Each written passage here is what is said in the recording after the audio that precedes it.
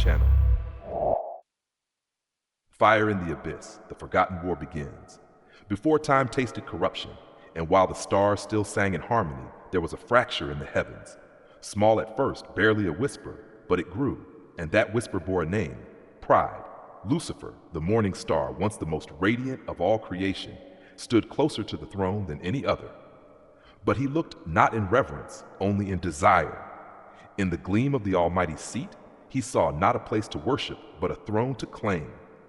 Thus began the great rebellion, the war in heaven, where Lucifer led a third of the heavenly host in defiance, only to be cast down by the sword of Michael. That tale is told.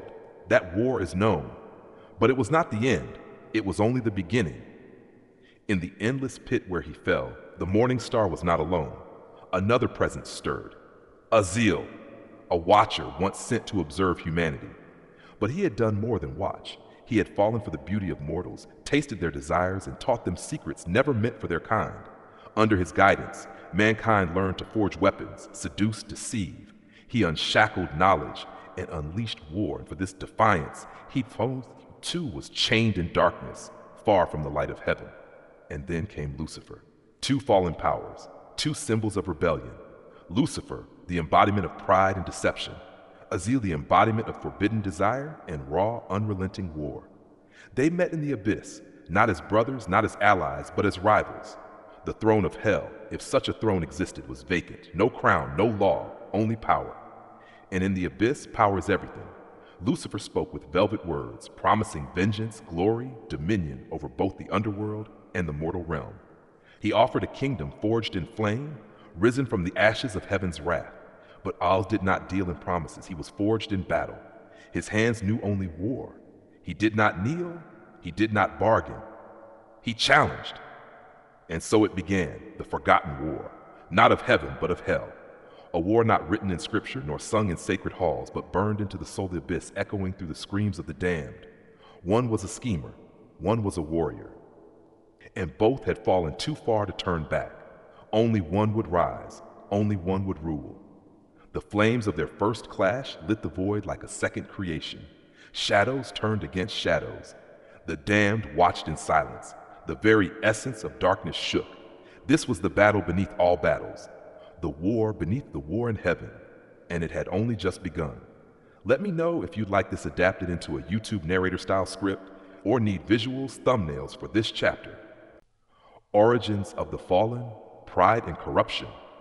Long before the abyss knew the weight of their presence, Lucifer and Aziel were names spoken in awe among the hosts of heaven. Lucifer, the morning star. He was the crown of creation, the brightest flame ever forged in the celestial forge.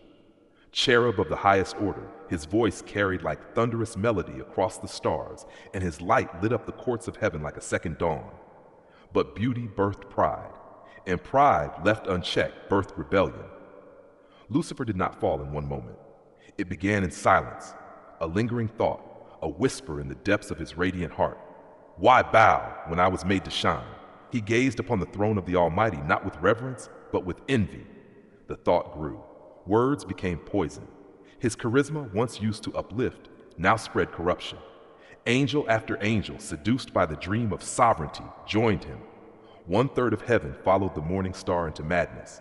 But Michael, the warrior of light, stood unyielding. The clash was beyond comprehension. Swords of divine flame, skies shattered, songs of creation drowned in the roars of battle. Lucifer fell. He did not fall like a star. He was the star. And as he crashed into the void, heaven wept. There, stripped of his glory, he took a new name, Satan, the adversary. No longer a prince of heaven, but a king of nothingness. Aziel, the watcher who desired. While Lucifer sought to conquer the heavens, Aziel was sent to observe earth. He was one of the watchers, majestic, silent guardians placed atop the peaks of the world, tasked with watching, never touching. But earth in its raw beauty was more tempting than heaven had warned. Aziel watched humanity closely. Their pain intrigued him. Their passion ensnared him. And their freedom, that wild, fragile gift, made him ache. One by one, the watchers descended. Atop Mount Hermon, they made a pact sealed in blood and light. We will no longer observe, we will partake. Aziel led them, He gave mankind knowledge never meant for mortals, how to forge swords from stone, how to paint their faces to enchant, how to speak to the stars.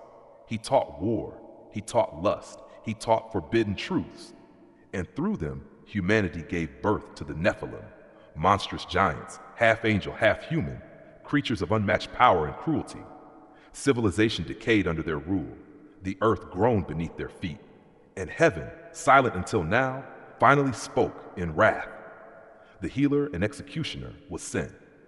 Azil was bound in chains of celestial fire, dragged through the heavens he once gazed upon, and thrown into a pit where light had never touched. And yet, in the depths of that prison, far beneath the throne he once defied, he heard another falling star crash beside him. Lucifer had arrived. Throne of ashes, the war for hell's dominion. The abyss was not empty. It breathed. It remembered. From the smoking ruins of rebellion, two powers stirred, both fallen, both cursed, both hungry for dominion. Lucifer, once the morning star, now cloaked in darkness, moved through the pit with purpose. Azil, the watcher, the warbringer, stood silent amid the ashes of lost glory. They did not speak at first. The abyss had no need for words. It spoke in flame, in chains, in echoes of suffering. But as legions of the damned gathered, drawn by the pull of two titans, a question rose like black smoke. Who will rule the underworld? Lucifer, the silver tongue. Lucifer did not raise an army with force. He seduced it. He whispered into the ears of the fallen. You were gods once, betrayed, cast down, but not defeated. He painted visions of revenge, of a dark kingdom forged from broken halos and scorched wings. He offered not salvation, but purpose, not freedom, but dominion. And in the hollows of despair, the damned began to listen.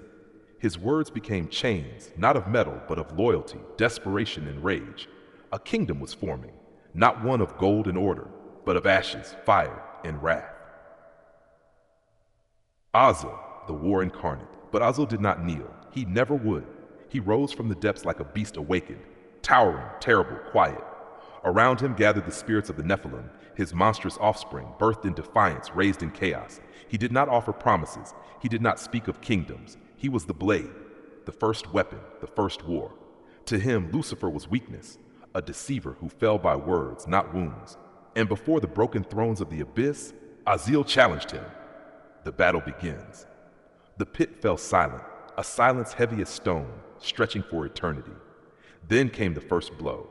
Lucifer, radiant with corrupted light, raised his hand, and the sky cracked. Bolts of black fire rained down like divine fury reversed. His wings flared, once beautiful, now tattered and burning. He moved like a shadow wrapped in elegance, graceful, terrible. But Azil met him head on. He was raw force, each strike a quake, each roar a storm. His fist shattered stone, his presence bent the air. They clashed, pride against fury, lies against strength.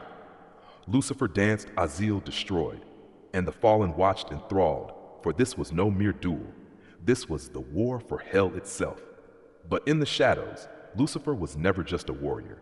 He was the prince of schemes. As they fought, he whispered, not to Azil, but to the abyss itself, to the watchers still lingering, to the twisted spirits of the Nephilim, to those Azil had once led, once taught, once betrayed. And slowly they turned. One by one, they abandoned the warbringer, drawn by promises of greater power, darker purpose. Azil, the forger of rebellion, now stood alone, and Lucifer smiled. Because in hell, strength is not enough. Only deception survives. Ba'Muntoitiptukfan 4, the binding of Azil, Lucifer's rise as king of the damned. The binding of Azil, rise of the prince of darkness. The flames of the abyss roared like 1,000 forgotten voices as the battle raged on, but something had changed. Azil, once surrounded by the echoes of loyalty and the legacy of war, now found himself alone.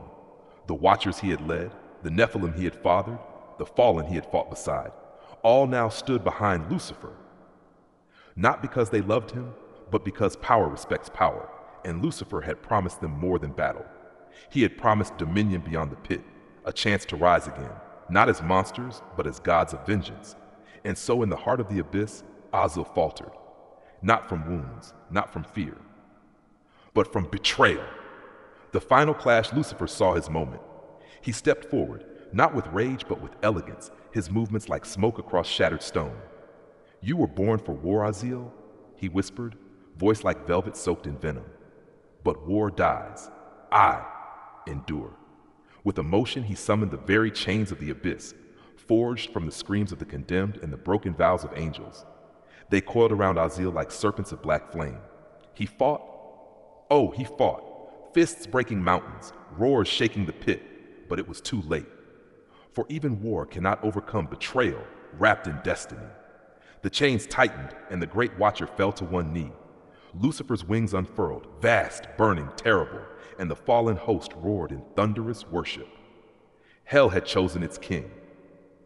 The crowning of shadows, Lucifer did not wear a crown. He did not need one. His throne was carved from rebellion. His scepter was deceit. His army, the damned themselves.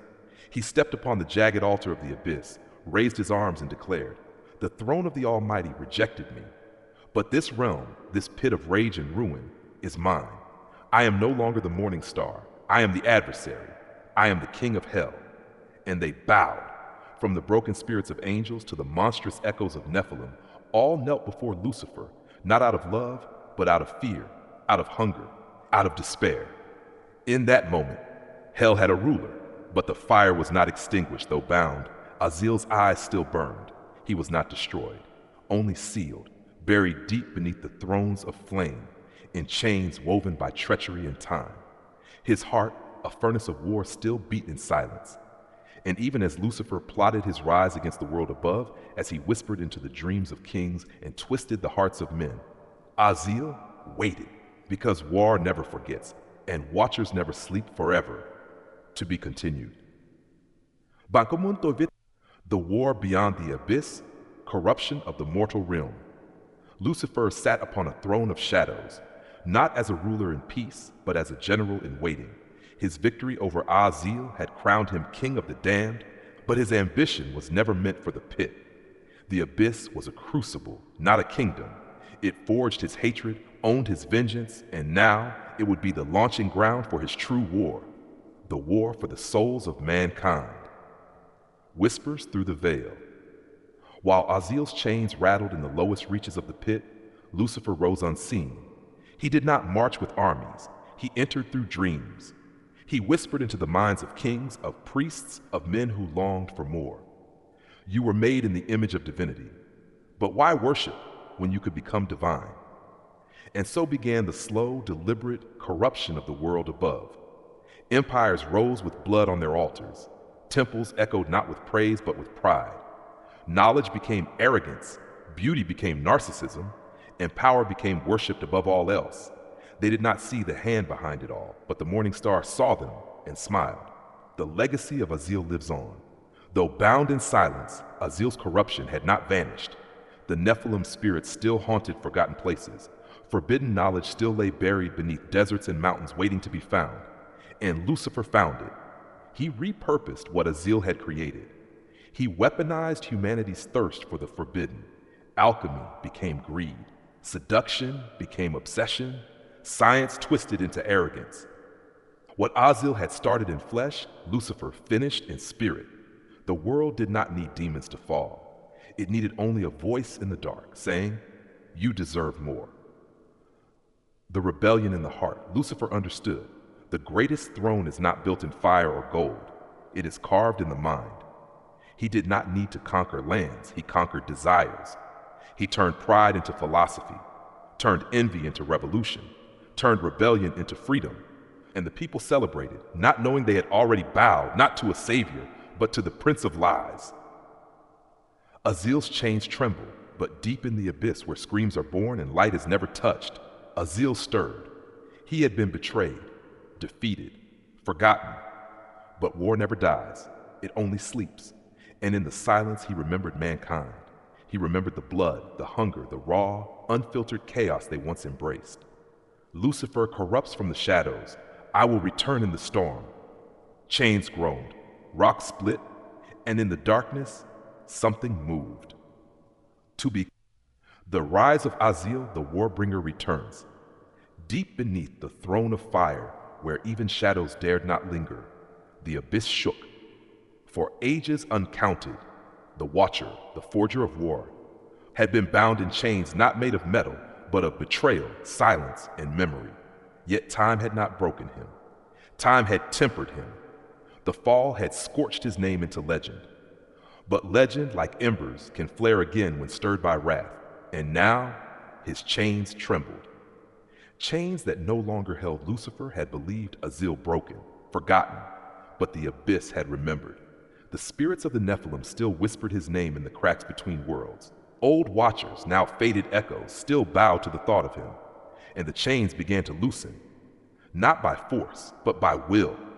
Azil's fury was not blind rage, it was focus sharpened by eternity. He did not scream, he listened. He heard Lucifer's whispers polluting the mortal realm, twisting dreams, forging false gods. He saw mankind losing its soul, not through blood, but through apathy and pride. And in that moment he realized, Lucifer may rule the damned, but he does not understand war. The breaking of silence. Then came the crack, a single sound that echoed through 10,000 forgotten tombs. Azil stood, the chains shattered like old bones. His body, long buried in the rock of the abyss, surged with power once more. His eyes burned not with light, but with pure will. A storm rekindled. Around him, the very walls of hell trembled. The spirits of the old war rose in fear and awe. He did not roar. He did not call for followers. He simply walked. And with every step, the abyss shifted, as if reality itself remembered who he was. A new purpose. Azil did not rise for revenge alone. He rose for correction. Lucifer had turned hell into a court of liars, a realm of broken deals and poisoned promises. But war was not built on whispers. I forged the first blade, Azil said, his voice like granite cracking. I taught mankind how to fight, and now I will teach the fallen what it means to bleed. His power had changed. It was no longer just wrath. It was judgment. He would reclaim what was lost, not to rule, to reset. The abyss prepares for war once more. Lucifer felt it, a ripple, a tremor in the deep. A memory returned, and for the first time since his fall, the Prince of Darkness paused, because something ancient had awakened, not holy, not righteous, but inevitable. War itself was walking, and it had a name. To be continued. Ashes of the throne, the fate of the fallen. The abyss held its breath. Two beings, once radiant among the stars, now stood at the edge of oblivion, face to face not just with each other, but with what they had become. Lucifer, crowned in fire and deception, had ruled hell not through strength, but through division and desire. Azil, forged in war and betrayal, rose not for conquest, but to end the lie that hell had become. They clashed, not for heaven, not for salvation, but for truth and for the right to define what it meant to be fallen. The final battle. There were no armies, no witnesses, only silence and judgment. Lucifer fought with the power of illusion, wielding shadows and temptation like blades. His voice twisted into storms, his lies became weapons. Azil fought with brutal clarity. Each strike thundered like justice. Each movement was a memory of the first war. They tore through the abyss, lightless fire against roaring stone. Each blow was a question, each wound an answer. And when the dust fell, both stood broken. Neither had won. The throne lies in ashes. There was no victory. There was no ruler, because the throne they fought over had never truly existed. It was only a reflection of their own desires, a construct born from pride, wrath, and loss. And now it was gone. Lucifer fell to one knee, not out of defeat, but realization. The kingdom he built was made of smoke. The worship he craved was fear wearing a mask. Azil stood over him, not in triumph, but in silence. He could strike, he could rule, but instead he turned his back and walked into the void. No king shall rise from ruin, the eternal warning. So ends the tale of the two greatest of the fallen. Lucifer, who sought to become God. Azil, who tried to replace order with war. Both fell, both ruled, both lost. Their legacy now drifts between worlds, not just in the abyss, but in the choices of mankind. For every soul that trades humility for pride, every voice that whispers temptation into the hearts of others, every hand that lifts a weapon in anger, the war continues. Not in heaven, not in hell, but here, in us. And so, if one day you feel the pull of darkness, if pride whispers louder than conscience, if the fire of war burns hotter than reason, remember this tale. Two beings who had everything, beauty, power, glory, lost it all because they chose to rise above what they were meant to be. You still have a choice. Choose light. Choose truth. Choose the path that neither of them could. The end.